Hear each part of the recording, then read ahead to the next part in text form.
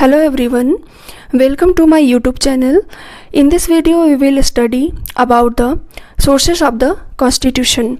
यानी कि इस लेक्चर में हम पढ़ेंगे कि हमारे कॉन्स्टिट्यूशन में, हमारे संविधान में कौन कौन सा पार्ट किन किन कंट्री से लिए गए हैं। तो चलिए हम आज इसे स्टार्ट करते हैं। हम इसे अल्फ़ाबेटिकल में ऑर्डर करके चलेंगे जिससे याद करने में आसानी हो। पहला है हमारा ऑस्ट्रेलिया। ऑस्ट्रेलिया से हमने किस किस पार्ट को बोरो किया है इसे देखेंगे।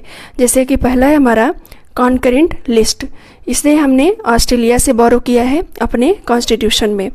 दूसरा है हमारा joint sitting of to houses of parliament, यानी कि दो पार्लियामेंट के दोनों हाउसेस की जो एक साथ बैठक हो, जॉइंट सिटिंग हो राज्यसभा और लोकसभा की। तो इस चीज़ को भी हमने कहाँ से बोरो किया है? ऑस्ट्रेलिया से। तीसरा है freedom of trade, commerce and intercourse, इसको भी ऑस्ट्रेलिया से बोरो किया है। तो तीन आइटम्स को याद करने के लिए हमने अपने लिए ट्रिक्स बनाया था कि ऑस्ट्रेलिया में उन पार्ट्स को रखे गए, उन पार्ट्स को बोरो किया है हमने जो दो चीज़ों को एक कर दे। जैसे कि आप देखेंगे कि कॉन्करेंट लिस्ट में क्या वो आइटम्स आते हैं जिसमें सेंट्रल गवर्नमेंट और स्टेट गवर्नमेंट दोनों का अधिकार होता है लॉ बनाने का। तो यहाँ पे देखिए ना, सेंट्रल गवर्नमेंट और स्टेट गवर्नमेंट दोनों को एक कर दिया कॉन्करेंट लिस्ट। तो हमने एक अपने लिए ट्रिक्स बनाया था कि ऑस्ट्रेलिया में उन पार्ट्स को बोरो किया है हमने जो दो चीज़ों को एक कर देता है। उसी तरीके से आप देखेंगे जॉइंट सिटिंग में भी क्या है, दो हाउसेस को एक कर देता है, एक साथ बैठक के लिए बुलाते हैं। तो उसमें भी क्या है, दो हाउसेस को एक साथ बैठना पड़ता है, जॉइंट सिटिंग करनी पड़ती है, वो भी हमने ऑस्ट्रेलिया से बोरो किया है। तीसरा भी हमारा उसी तरीके से है कि दो स्टेट के बीच फ्रीडम होती है ट्रेड करने की, तो यहाँ भी क्या है, दो स्टेट को एक कर देता है, तो ये भी हमने ऑस्ट्रेलिया से बोरो किया है। तो ये रहा तीन ऑस्ट्रेलिया से।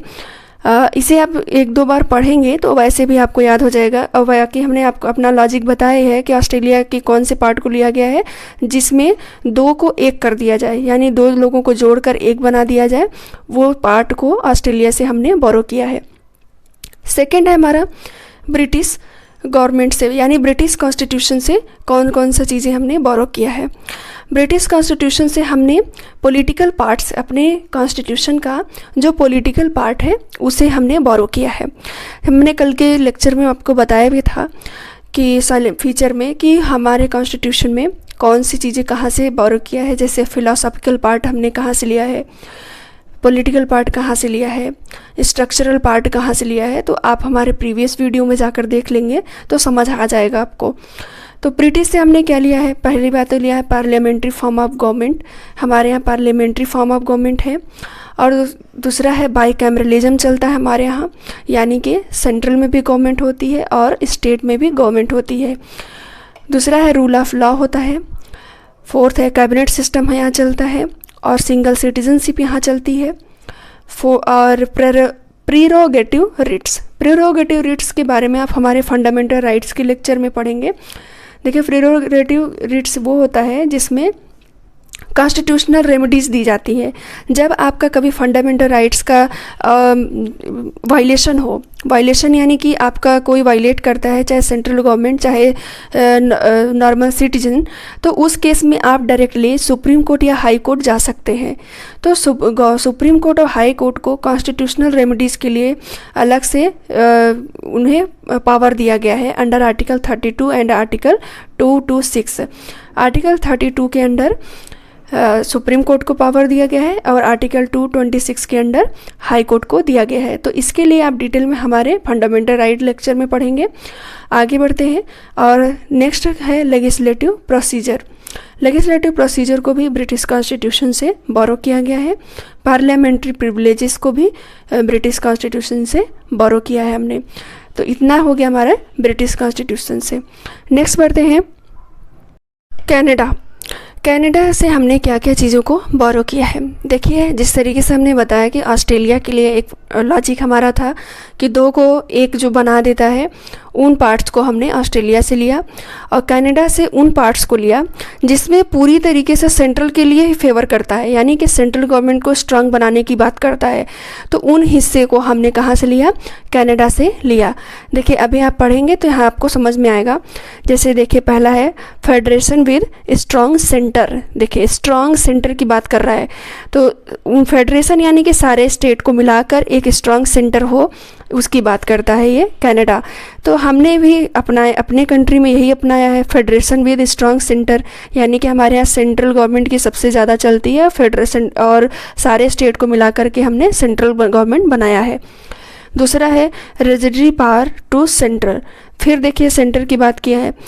देखिए 3 तरह की पावर हमारे यहाँ, 3 लिस्ट हमारे यहाँ रखी गई है।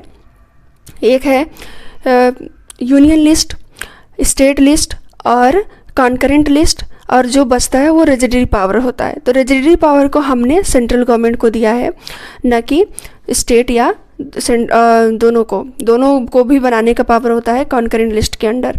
बट यहाँ पे सिर्फ और सिर्फ एक्सक्लूसिवली हमने सेंट्रल गवर्नमेंट को दिया है पावर। तो ये रहा कनाडा से। तीसरा है appointment of governor bye centre. देखिए सेंटर जो है कि गवर्नर का अपॉइंटमेंट करता है अंडर आर्टिकल 155। तो यहाँ पे भी देखिए अगेन सेंटर को एक मेन रोल दिया है कि गवर्नमेंट को अपॉइंटमेंट भी कौन करेगा? सेंट्रल करेगा। और गवर्नर रहता कहाँ पे है? स्टेट में रहता है। तो अगेन इसने सेंटर को पावरफुल बना दिया। तो देखिए 3 हमने पढ़ा ना कि सेंटर की तीनों चीज़ें क्या बना रही है? मजबूत बना रही हैं। तो जो पार्ट सेंटर को मजबूत बनाता है वो हमने कहाँ से लिया? कनाडा से लिया है। एक बात और ध्यान रखिएगा कि appointment of governor and office of governor, these are 2 different things. Office of governor आता है आर्टिकल 153 के under, and appointment of governor आता है अंडर आर्टिकल 155। तो ऑफिस ऑफ गवर्नर हमने बोरो किया है गवर्नमेंट ऑफ इंडिया एक्ट 1935 में, आगे उसे हम देखेंगे। और appointment of governor under by the Canada, ये चीज़ को हमने कनाडा से बोरो किया है। तो ये 2 चीज़ें हो गई। नेक्स्ट है हमारा advisory jurisdiction of supreme court. Supreme court का जो एडवाइजरी जुरिस्डिक्शन होता है वो आता है आर्टिकल 143 के अंडर। इस चीज़ को, इस पार्ट को भी हमने कनाडा से बोरो किया है। इसमें एडवाइजरी जुरिस्डिक्शन होता क्या है, ये सुप्रीम कोर्ट के लेक्चर जब हम स्टार्ट करेंगे तो वहाँ आपको बताएंगे, बट ब्रीफ में यहाँ जान लेते हैं कि एडवाइजरी जुरिस्डिक्शन होता क्या है। एडवाइजरी जुरिस्डिक्शन में प्रेसिडेंट जो होता है वो सुप्रीम कोर्ट से ओपिनियन लेता है 2 मैटर्स में। पहला कि जो कोई अर्जेंट में पब्लिक इम्पोर्टेंस वाली मैटर दिख जाए वहाँ पे, और दूसरा कोई प्री कॉन्स्टिट्यूशनल ट्रीटी हो, एग्रीमेंट हो, यानी कि संविधान बनने से पहले हमारे देश के साथ किसी अन्य देश का ट्रीटी साइन हुआ हो, एग्रीमेंट साइन हुआ हो, उसमें डिस्प्यूट आ जाए, उसमें कोई विवाद आ जाए, तो उस मैटर से रिलेटेड जब प्रेसिडेंट ओपिनियन मांगता है सुप्रीम कोर्ट का, तो वो उस ओपिनियन को देने के लिए सुप्रीम कोर्ट यूज करता है अपना एडवाइजरी जुरिस्डिक्शन अंडर आर्टिकल 143। तो ये रहा कनाडा से लिए गए पार्ट्स। नेक्स्ट है हमारा फ्रेंच। हमने फ्रेंच से किन किन चीज़ों को बोरो किया? पहला रिपब्लिक। हमारा देश कैसा है? रिपब्लिक कंट्री है। हमारे यहाँ क्या चलता है? इलेक्टेड हेड होता है हमारे यहाँ, न कि मोनार्की सिस्टम चलती है। मोनार्की सिस्टम में होता है hereditary system, but in Republic में चलता है इलेक्टेड हेड। तो हमारा गवर्नमेंट जो है रिपब्लिकन है, और हमने इस चीज़ को बोरो किया है फ्रेंच से। नेक्स्ट है हमारा idols of liberty, equality and fraternity in preamble. Preamble में 3 वर्ड आपको मिलेंगे जो कोर वर्ड है प्रियम्बल के, हमारे कॉन्स्टिट्यूशन के लिए भी, कि idols of liberty, equality and fraternity. ये तीनों आइडल्स हमने लिया है फ्रेंच के कॉन्स्टिट्यूशन से। वो अभी एक और चीज़ आपको पढ़ने को मिलेगा, आइडल ऑफ जस्टिस, तो वो से हम आगे देखेंगे। नेक्स्ट पढ़ते हैं गवर्नमेंट ऑफ इंडिया एक्ट 1935 के बारे में। 5th है हमारा गवर्नमेंट ऑफ इंडिया एक्ट 1935। देखिए इस एक्ट के अंडर हमने स्ट्रक्चरल पार्ट जो भी था उससे बोरो किया। ये एक्ट बनाया गया था, ब्रिटिश गवर्नमेंट ने बनाया था 1935 में हमारे देश को चलाने के लिए। तो हमने वहाँ से बहुत सारे प्रोविजंस बोरो किए अपने कॉन्स्टिट्यूशन के लिए।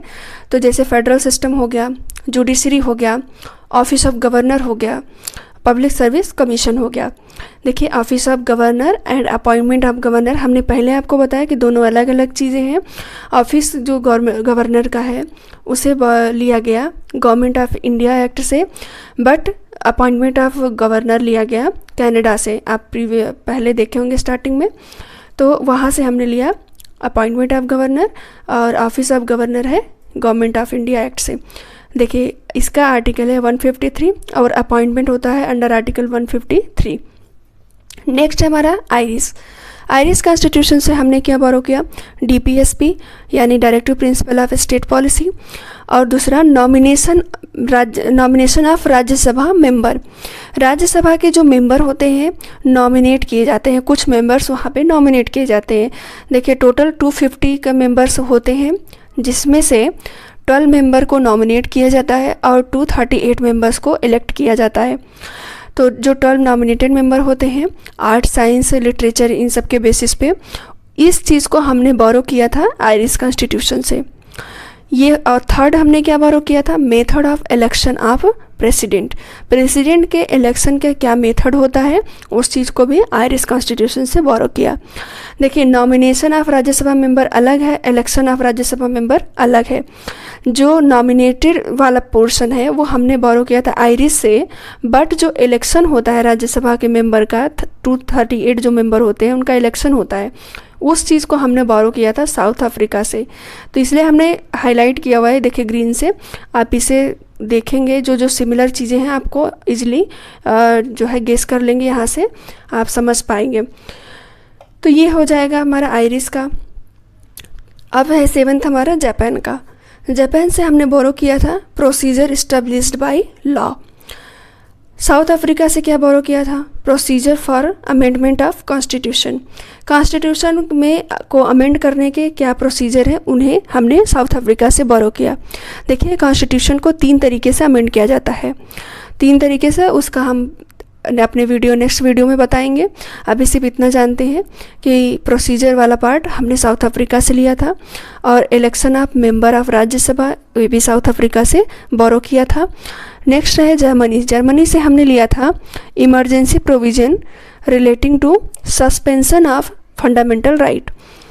देखिए जब इमरजेंसी लगता है हमारे देश में तो फंडामेंटल राइट्स सस्पेंड हो जाते हैं कुछ, तो उस पार्ट को हमने लिया था जर्मनी से, यानी कि वीमर कॉन्स्टिट्यूशन से।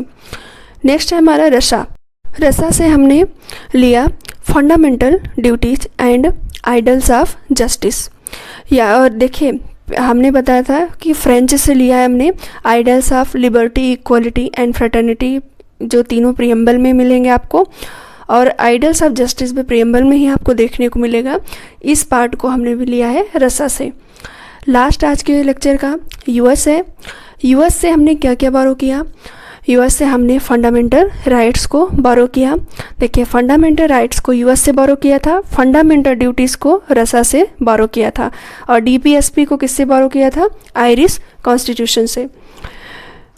फंडामेंटल राइट्स हो गया, इंडिपेंडेंस ऑफ जुडिशरी हो गया। देखिए जुडिशरी हमारा गवर्नमेंट ऑफ इंडिया एक्ट से लिए थे 1935 से, बट इंडिपेंडेंसी उसके कहाँ से लिए बोरो किए थे, यूएस से। जुडिशियल रिव्यू देखिए हो गया, इम्पीचमेंट ऑफ प्रेसिडेंट हो गया, removal of supreme court, high court and vice president का पोस्ट जो होता है, इन तीनों को रिमूव करने की वाला पार्ट भी हमने यूएस से लिया। इतने को याद करने के लिए देखिए बहुत जो है सोचने वाली बात बहुत ज़्यादा लग रहा है, बट यहाँ एक बस याद कर लीजिए, फंडामेंटल राइट्स यहाँ से लिया गया था यूएस से। बाकी को याद करने के लिए आप देखेंगे कि यहाँ पे एक मैंने लॉजिक रखा था कि ये सब बड़े बड़े पोस्ट की बात किया है हमें इसमें। देखिए जुडिशरी से और प्रेसिडेंट से, तो यहाँ पे देखेंगे जुडिशरी से रिलेटेड जो चीज़ मिलेगा हमें, तो हम उसको यूएस में से बोरो किए हैं, चाहे इंडिपेंडेंस ऑफ जुडिशरी थी, चाहे जुडिशियल रिव्यू है। बाद में इम्पीचमेंट और रिमूवल सिर्फ 2 ही काम किया इसने। जुडिशरी की बात के बाद इसने इम्पीचमेंट और रिमूवल की सिर्फ बात किया है। एक बात और बता दूं कि इम्पीचमेंट और रिमूवल दोनों में अंतर क्या है। इम्पीचमेंट सिर्फ और सिर्फ प्रेसिडेंट के लिए यूज करते हैं और गवर्नर के लिए यूज करते हैं, सिर्फ प्रेसिडेंट के लिए यूज करते हैं।